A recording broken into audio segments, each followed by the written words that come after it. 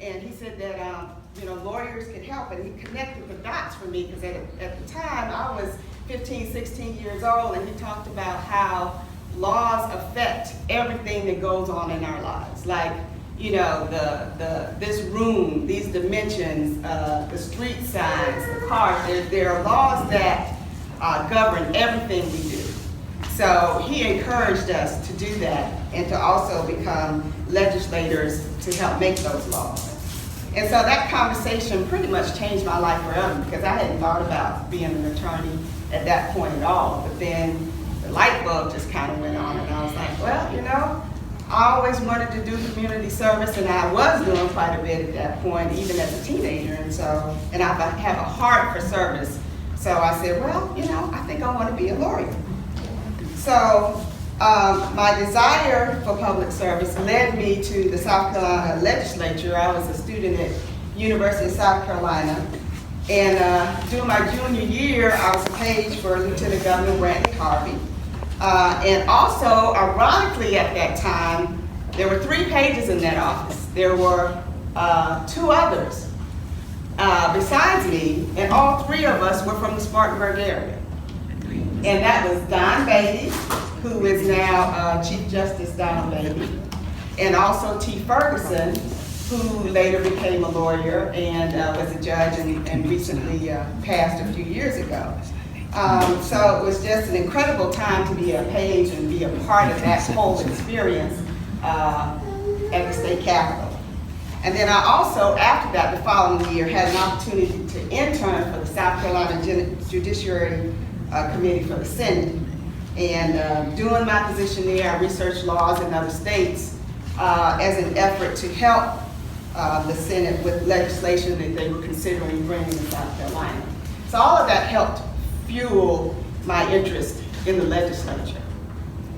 Now, let me give you a little bit of more information about my background. I'm a former prosecutor, former criminal defense attorney, former corporate lawyer, and I was appointed by the governor of Alabama to be a state court judge, and I was the first African American actually in that circuit to be a judge. And I now serve as the national chair for the largest division of attorneys in the National Bar Association, second only to the judicial division. And so I am the first South Carolinian to serve in that capacity as well. And I want you to know that this position came open. Representative Mitchell, had to step down for health reasons, and I didn't know that this was going to come about, and I hadn't really thought about running for the House of Representatives until I started thinking, well, I was in City Council. Everything we do in council is, it goes back to the state in terms of funding and what the cities can and cannot do. And I was reminded of how, state legislature affects so much of what we do in our cities. And so during my time in City Council, I pretty much did what I wanted to do, what I promised, held quarterly town hall meetings, met with staff, business owners, and leaders to spur economic development. I enhanced customer service. I furthered affordable housing. In fact, I was asked by Representative Mitchell to serve on his Upstate Housing Partnership Board, and I did that before becoming a member of council. And I helped uplift opportunities for high school students by hosting a regional competition here in Spartanburg for the National Bar, where we've given scholarships to local students. So I would like to fight for more jobs, for funding for our children, greater economic development and opportunities, and affordable housing for everyone. And I thank you so much. I believe in the people in this community, and I would be honored to be your Democratic Party nominee. Thank you. Thank you, Ms. Martin.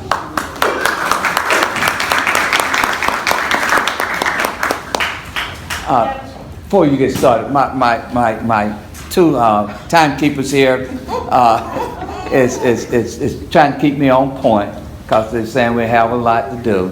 So if you can keep it at 3 minutes, and so we can move forward.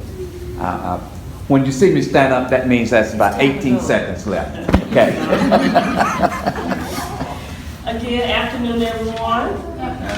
I mean, y'all can do better than that, y'all. Good afternoon. I am Angela Jeter. I am a native of Spartanburg. I was born here, raised here, went to all the elementary schools, high schools.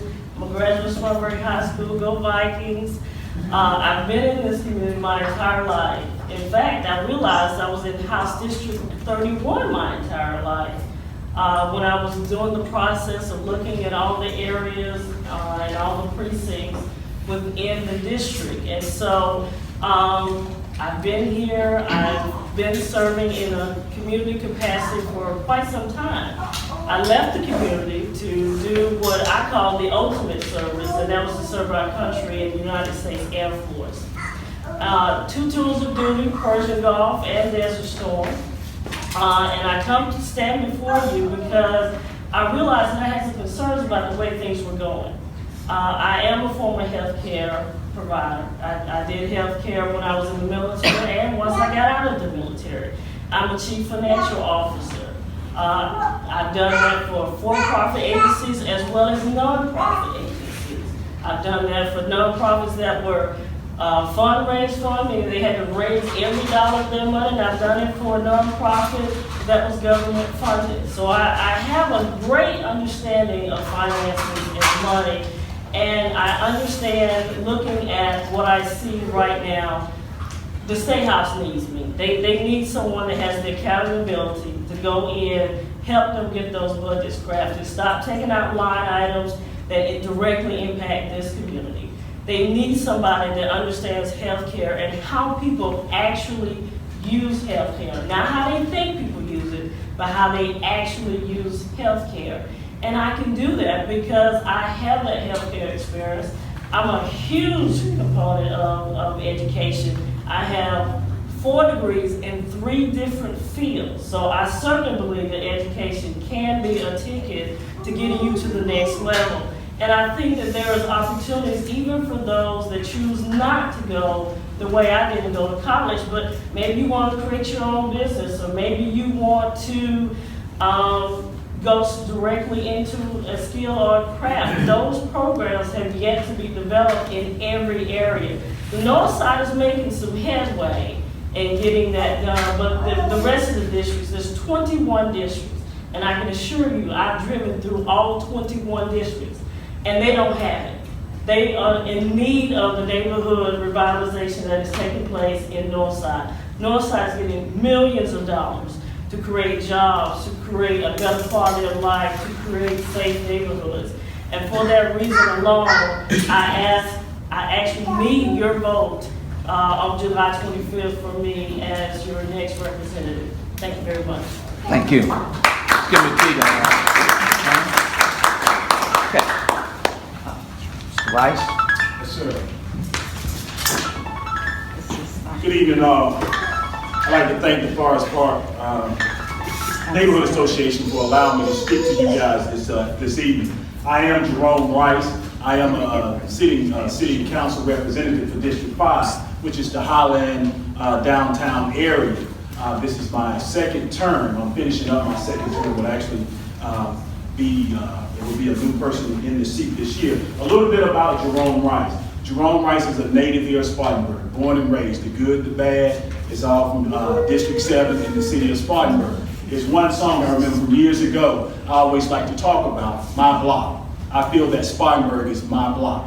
Not only District 5, which I represent on council, as well as District 31. I grew up on 218 Weldon Street. The house is no longer there. That's part of the North Side revitalization piece. So I'm born and raised here. Went off to the University of Wake Forest University. Got a full scholarship to play football. Didn't work out, back home. Now I was a communication major at Wake. Communication, back in the time of 96, 94, when the Olympics were coming to Atlanta. That was the plan. Me and a couple other buddies that majored in communication, we were going to get our break there in Atlanta because they needed news people to carry the cameras or whatnot.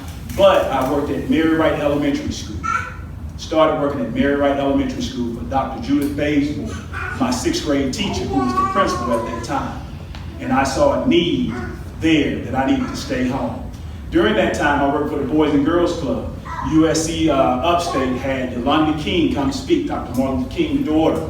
she spoke, and she talked about young blacks graduating from colleges and universities, moving on and being those attorneys, being those politicians, but in these bigger cities. She talked about them living in Atlanta. She talked about them living in Charlotte and New York and moving on and moving forward. But her thing was, who was going to take care of home? Who's here to take care of Spartanburg? And Jerome took that to heart, and Jerome stayed in Spartanburg and decided to do what he could to help out, to help his people, to help his neighborhood, to help his block. So again, I want to let you know that with my background, grassroots, not a traditional politician, I'm grassroots. Actually, I graduated from the grassroots leadership back in '07. That was before I got my term on council. I actually talked to Ms. Price, Brenda Lee Price. We had a conversation. She always reminded me, Jerome, this seat is the people's seat. This seat is the people's seat. So I say that to tell you why I'm running for District 31. One's Brother Harold Mitchell. Harold's a Viking as well. You know, there's plenty of Vikings in here except one. We'll let you go with that. But Brother Harold Mitchell stepped down, and I started receiving phone calls. Phone calls after phone call after phone call. Jerome didn't pursue this seat. The people asked Jerome to run for this seat. And that's why I'm here standing before you this evening. So I thank you for the opportunity. Look forward to talking to you a little bit later. Thank you. Thank you. Ms. Mooney? Ms. Reedy, are we taking the 3 minutes or the 5 minutes that Ms. Everybody. Just the 3? Okay. All right, y'all. My name is Monir Abdusaf. My friends call me Mo. I'm a community activist. I'm a graduate of Wofford College and Vanderbilt University Law School. I'm the former president of Spartanburg NAACP. I'm also the organizer of, if any of you went out to Stewart Park this last week, of Spartanburg Juneteenth. The reason why I'm running is because I think that black folks are not getting their fair share in this community. It is correct that I am not a Viking. I was not born here. Nobody can determine where they were born.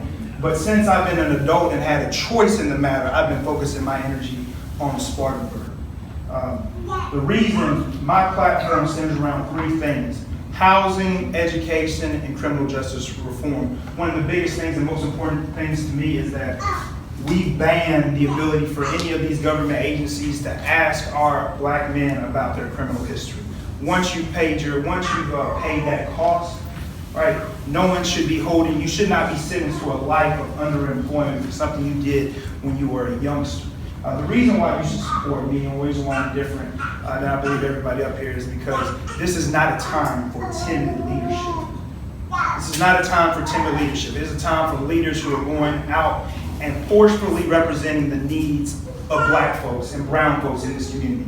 Millions of dollars are being spent in downtown right now. There's no black anchor businesses downtown. Why is no one doing that? I ask the question of the people that have been here all their life, been in leadership longer, the people that are 30, 40 years older than me, why is that the truth?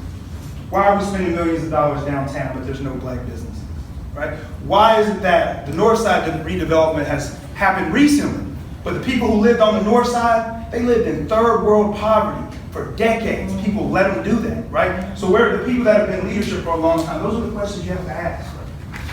One of the things I'm most proud of doing at my time as leading the NAACP in this community was leading the effort to put body cameras on our police officers. When I became the president of the NAACP, there was a pilot program. 19 officers had body cameras on them. And I led the effort over strong opposition to make sure all the city officers, when they're on those streets, they got a body camera on them. Now that's a first step. We've seen that step doesn't save our black boys for what's happening to them, but it's a first step. Second step behind that, citizen review council. That's something that I presented to city council people as a next step, didn't get much traction for. You send me to the legislature, you're going to see reforms that protect our people and our communities. You're going to see me be an advocate right here in Spartanburg, not just in Columbia, but right here in Spartanburg as city council, pushing a black agenda, right? Pushing a brown agenda. There are a lot of people getting their part of Spartanburg being taken care of. That's not us. And I'll leave you with this juxtaposition, this comparison, all right? Take two communities in Spartanburg, South Converse, Hampton Heights, right? Same big, beautiful homes, right? Same proximity to downtown. Only difference is Hampton Heights has some Walker professors that live there. South Converse only has black folks that live there, right? Look at the different investment. We have to have someone who can go to Columbia and put some black achievement.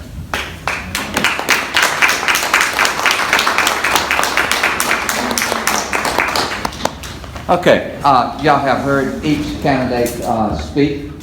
Now it's time for questions that you would like to direct to either candidate, and we'll try to do this quickly and swiftly as we can so we can carry on the other business. So if anyone has a question for Councilwoman Myers, anybody have one to direct her at this time? I have one. Yes. Councilperson Myers, could you explain to us, everybody talks about criminal justice, we know we have a great police chief here in Spartanburg, Chief Thompson, but explain to the audience what experience you have with criminal justice. Yes, I am a former prosecutor in 3 states. I also was a criminal defense attorney in Florida. And the reason why I left Spartanburg was because I traveled with my family. And so because of those, I traveled around and I lived in different states. But also, I was a judge in Alabama in which I presided over a criminal docket. I also was an instructor for the Florida Bar Association in which I actually taught prosecutors and criminal defense attorneys how to try cases. So with all of that, the exposure that I've had, the experience I've had teaching criminal justice issues to prosecutors and defense attorneys along with my own experiences, I feel that I am uniquely qualified to handle any issue that deals with criminal justice.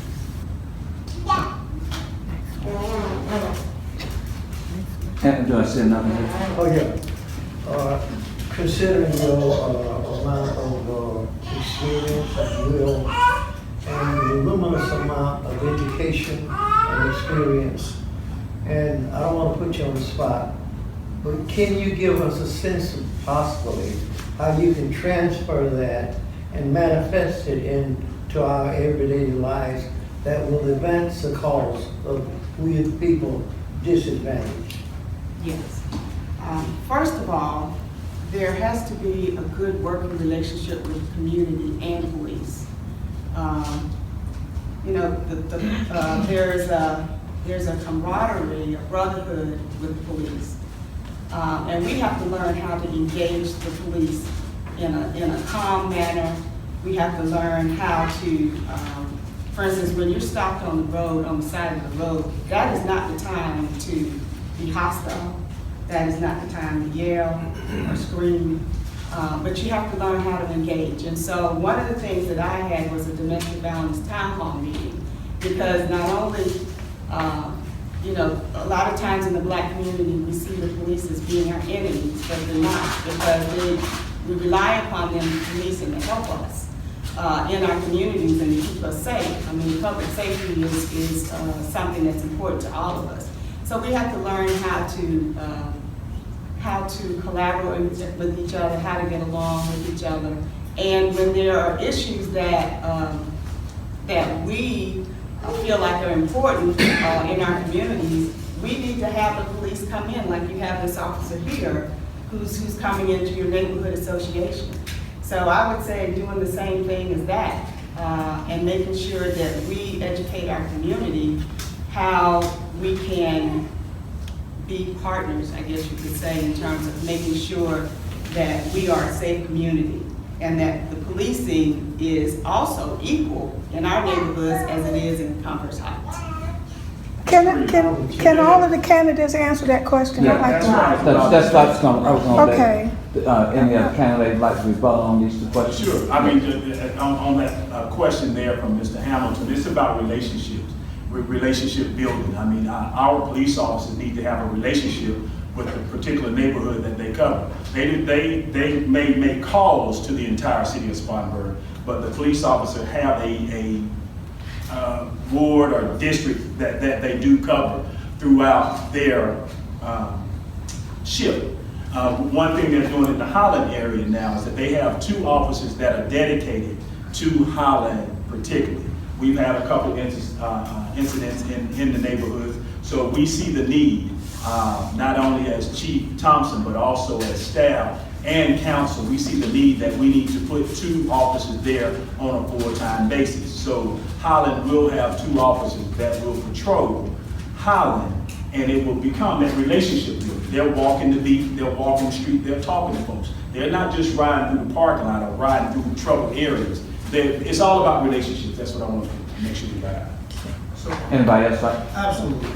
One, I would say, from being at the Highland Neighborhood Association meeting, I think they have not got their dedicated officers that They have 2 officers that are dedicated, Chris Taylor, and it's 2 officers, trust me. There's 2 Well, officers. I think they haven't gotten yet. But this is a place where I differ completely from the other people on the stage.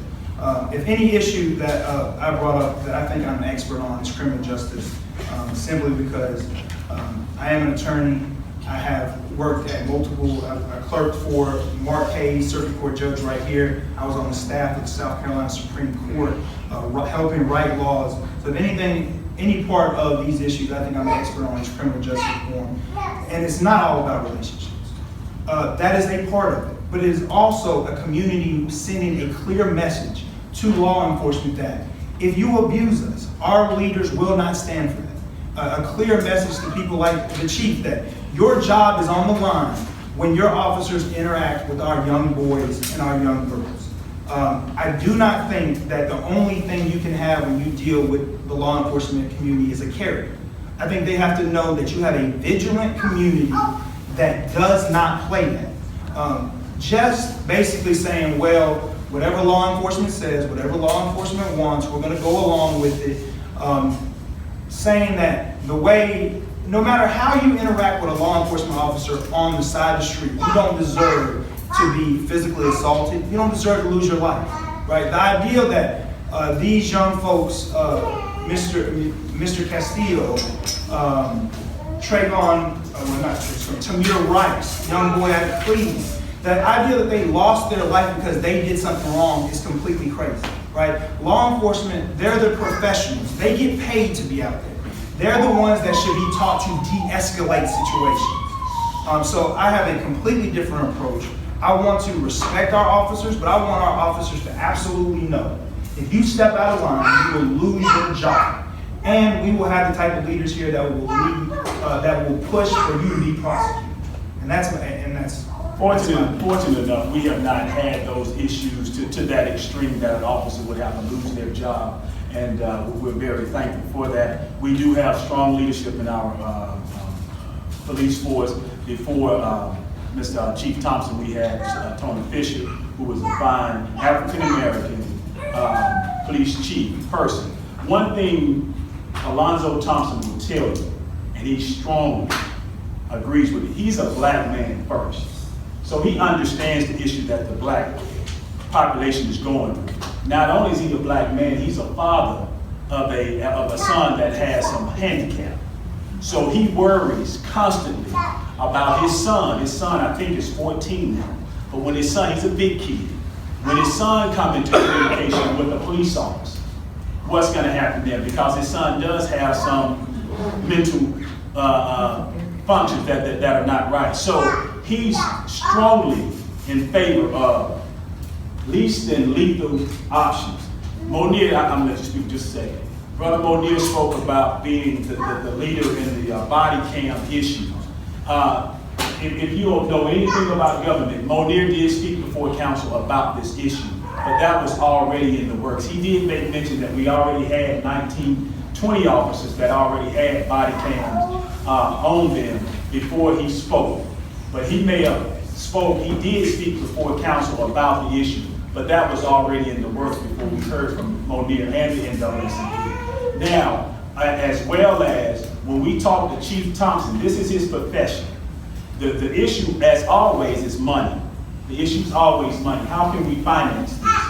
Because the body cams take new software that we had to upgrade from the city. So it's all about money. But the thing Chief Thompson talked about, I would rather have a least than lethal option than just body cams. Yeah, we can record the officer firing a gun at whatever suspect, but if he had that other option, which was the taser, least then lethal, he could bring someone down and we can talk about it after that. So that was the big issue, and that's what took it. So council moved forward with getting both.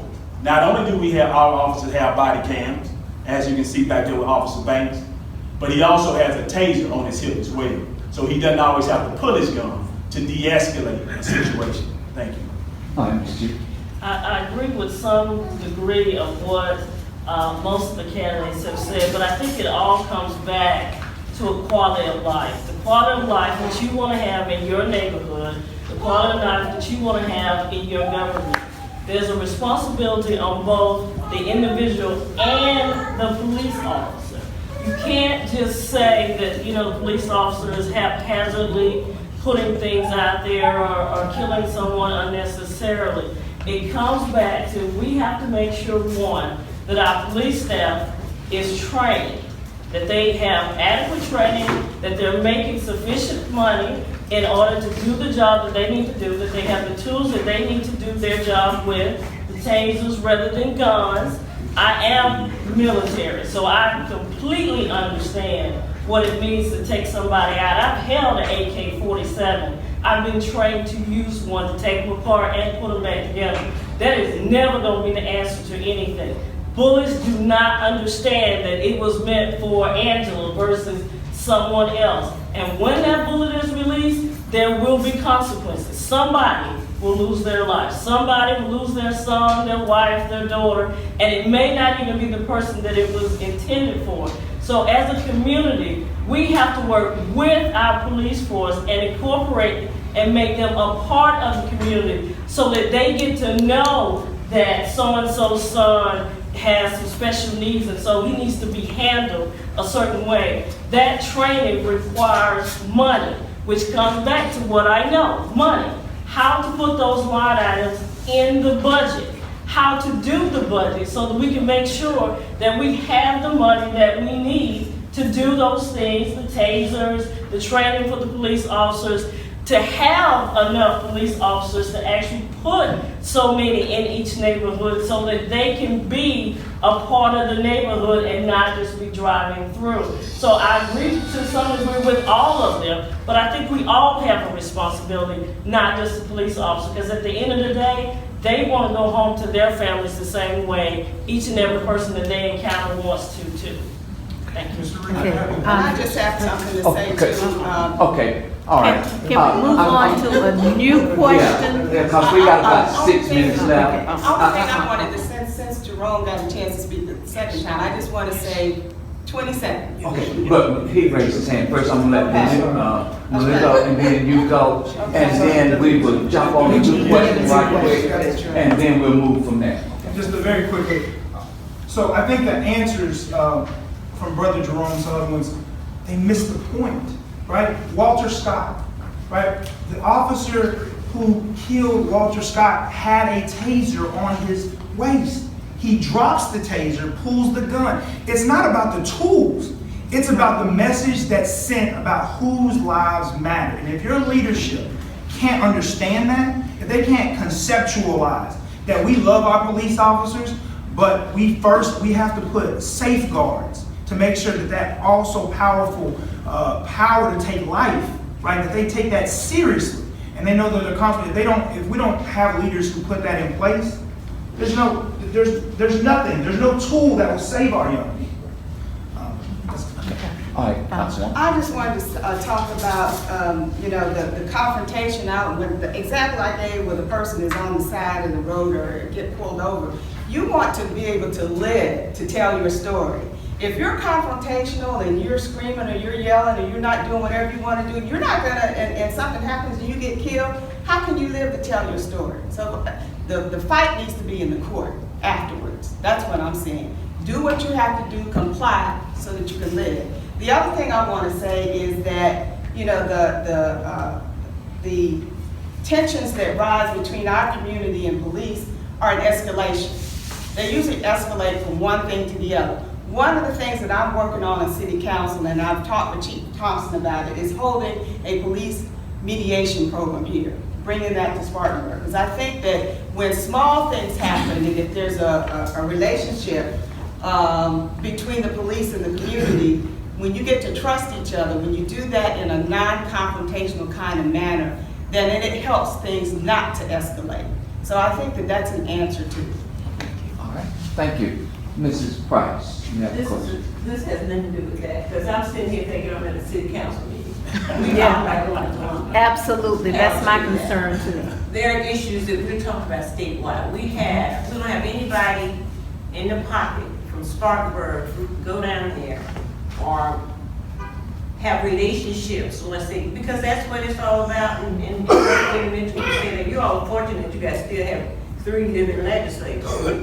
We've been down there. We know what it's like. We know what they're talking about.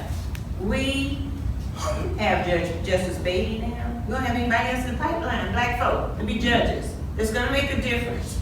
It's going to make a difference. We aren't talking about bringing the state dollars back to Spartanburg for economic development. I don't want to hear the city council stuff.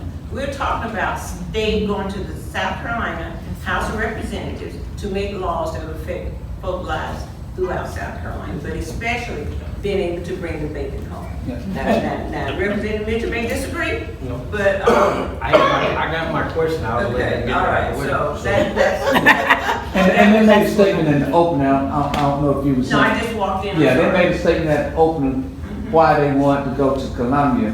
And the question just came about what they was answering. And so they did make that statement on why they want to go to Columbia. Okay, so you have a question, Representative? Okay. Oh, you through, Ms.? I am, thank you. Okay. As the body's president, I'm gonna ask that since Representative Mitchell probably has all of the questions that we need to be answering, I'm gonna allow him to be our last questionnaire to propose questions to all of the candidates. And I would like for the candidates to please leave as a point of contact information to where this body can call you independently and ask any additional questions. We do have remaining agenda items that we must take care of tonight. And I'd love to stay here all night long, but I don't know if anybody else wants to hang out with me. Okay. Yeah, and want to thank each and every one of y'all for stepping up for this call. But as Representative Lee stated, looking at this going forward, and this is for all of you probably not thinking about it, but the atmosphere that we have in Columbia right now, there's a huge change in leadership. And I heard one of you say that it's not in relationships, but as Representative Lee stated, it is, and would like to hear your background in building coalitions and relationships to deal with, just like what you just stated, you know, the cutting funds. Mind you, the 4 of you that are here, it's 124 members. There are 45 Democrats. You're outnumbered. How do you build coalition and relationships to get your agenda pushed forward? Because as you just stated about the funding for the body cams, okay, Spartanburg was the first with the pilot at 20, but they needed the money. But because of the atmosphere we have with the Tea Party and the Constitutionalists who said that we're not going to use any of that money for infrastructure, for your body cams, for your health care, how do you build those coalitions to move that agenda to bring those dollars back to the district?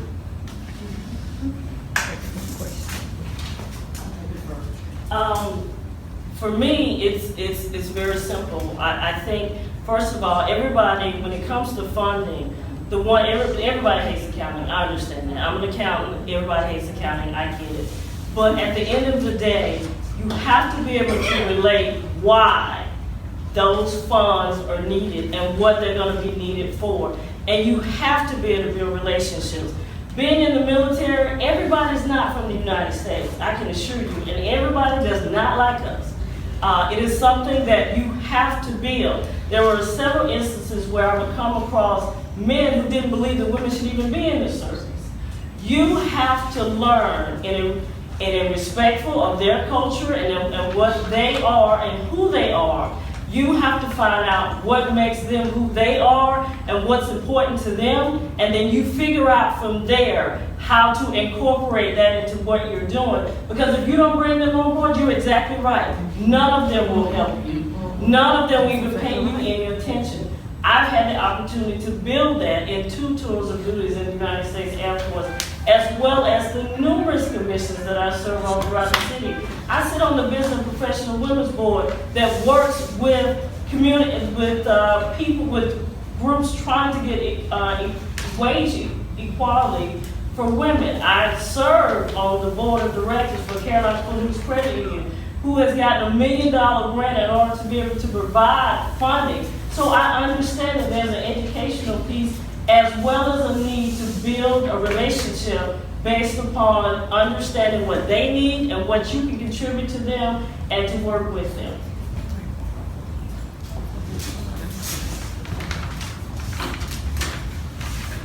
Counselor, all of you. Yes, all candidates, please. All right. I guess many of you know from my background, I'm used to building coalitions. I'm used to bringing groups together.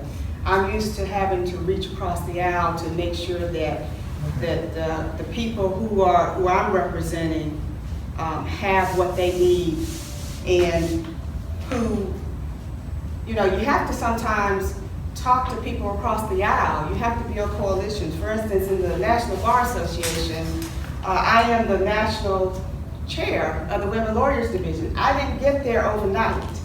It's been a journey of 10 to 12 years. You've got different factions of different types of attorneys. You've got judges, you've got attorneys from all parts of the country, and you have to learn how to get your program through. You have to learn how to get your agenda through, and you have to learn how to have relationships with people. And we have a $4 million budget for the National Bar Association. Everybody's always tugging and pushing and trying to do things under the table sometimes, and got their little groups here and their little groups there. But in order to make sure that we do everything for the good of the National Bar Association, we learn how to wheel and deal a little bit so that we can get what we need for our people. And so I would say to you that I'm used to building coalitions, I'm used to befriending people, I'm used to talking to all different kinds of groups and people, and I feel that I could work well in the legislature by doing that and representing our area. Sure. Relationship building, as Monir mentioned that he's an attorney, and that's his profession, legal background, as well as Councilwoman Myers' legal background, and that's their profession. So we expect that they may have a little more expertise in that area than us because that's their profession. But as far as building relationships, you're right, Harold. Ms. Price did mention building relationships. I have relationships already in Columbia. My uncle is a sitting senator, Darrell Jackson, in Columbia, as well as some friends of mine. Darrell? I'm not gonna always get the sheriff of lights on my team, those type of guys that are in Columbia. And we got some of those in our local delegation. That's just the truth. I'm not gonna be able to do it. Where I can, I will reach across and try to make a coalition with folks to bring money, to bring investment to this area like I already have, to bring it to the hardest hit parts of 31. But where I can't, I'm not going to bend over. I'm not going to bow down to special interests, whether those be local special interests, the big players around here, or the big players up in Columbia, in order to get a couple of pennies. We need strong leadership. It's not a time for timid leadership. There are a lot of things that are debatable. I am the best person for this job, though. I hope I can have your support. Hopefully not. All right, ladies and gentlemen, let's give all of our candidates a round of applause.